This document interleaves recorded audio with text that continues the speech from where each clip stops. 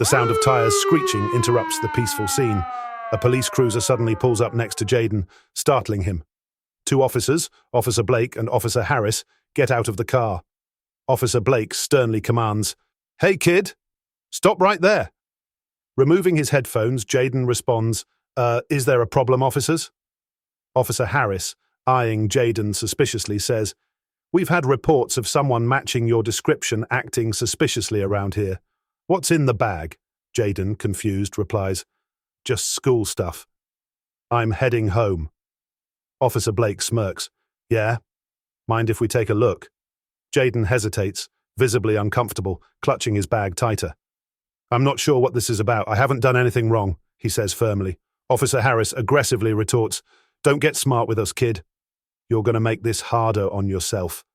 The officers close in on Jayden. Blake grabs the bag while Harris frisks him roughly. Jayden winces but doesn't resist. Blake rummages through the bag, pulling out a textbook, a lunch container, and a sketchbook. Mockingly, he says, "Oh, look at this." We got ourselves a little artist. He flips through the sketchbook carelessly, ripping one of the pages. Jayden looks upset and pleads, "Please be careful with that." "I worked hard on those." Officer Harris chuckles, "Oh, you gonna cry now?" "Toughen up, kid." A few neighbors peek out their windows, watching the scene unfold. Jayden notices but says nothing, his face a mix of embarrassment and frustration. Calm but firm, Jayden says, "Can I go now? You've seen my stuff, and I haven't done anything wrong." Officer Blake snaps, "We'll decide when you can go." "You think you're better than us or something?" Jayden mutters, "No, sir." The twist serves as the pivotal moment where the power dynamic between the officers and Jayden dramatically shifts. The scene begins with an unexpected radio dispatch that shatters the officers' intimidating facade. The dispatch warns Unit 12 about Chief Andrews' son being in their vicinity, specifically instructing them not to engage. This moment immediately transforms the atmosphere of the confrontation as the officers' previous confidence dissolves into visible panic. The revelation of Jayden's identity unfolds through a tense exchange where the officers, now visibly nervous, ask for his name. When Jayden calmly identifies himself as Jayden Andrews, the impact is immediate and profound.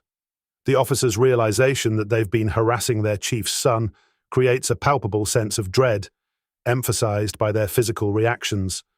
Harris's face turning pale and Blake's nervous swallowing. This physical manifestation of their fear effectively illustrates how quickly authority figures can shift from intimidating to intimidating when confronted with consequences for their actions. The officers' subsequent behavior demonstrates a complete reversal of their previous demeanor. Blake, who carelessly damaged Jayden's sketchbook moments ago, now carefully picks up the torn page and returns it. Harris attempts to justify their actions by claiming they were keeping the neighborhood safe, but his forced smile and nervous demeanor betray the hollowness of this excuse. This sudden change in their behavior underscores the superficial nature of their authority and reveals their true character. They only show respect when they fear consequences for their actions. Jayden's response to this situation demonstrates remarkable composure and subtle power. Instead of immediately threatening them with his father's authority, he maintains his dignity and responds with measured sarcasm. His calm, "Right. Thanks for that," carries more weight than any angry outburst could, showing his understanding of the situation's irony. When the officers attempt to dismiss their previous behavior with a casual, "no hard feelings," Jayden's response, "I'll let my dad know you said that," serves as both a promise and a threat, delivered with perfect timing and restraint. This concludes with Jayden walking away while the officers exchange worried looks, reversing the power dynamic established in the previous scenes. This reversal serves multiple purposes. It provides satisfying immediate consequences for the officers' misconduct, highlights the arbitrary nature of their previous authority, and sets up the final confrontation with Chief Andrews. Moreover, it raises important questions about privilege and accountability in law enforcement. Would these officers have faced consequences if Jayden hadn't been the chief's son? The scene effectively demonstrates how quickly discriminatory behavior can turn to deference when the target of harassment turns out to have power connections, highlighting the problematic nature of selective respect based on status rather than basic human dignity.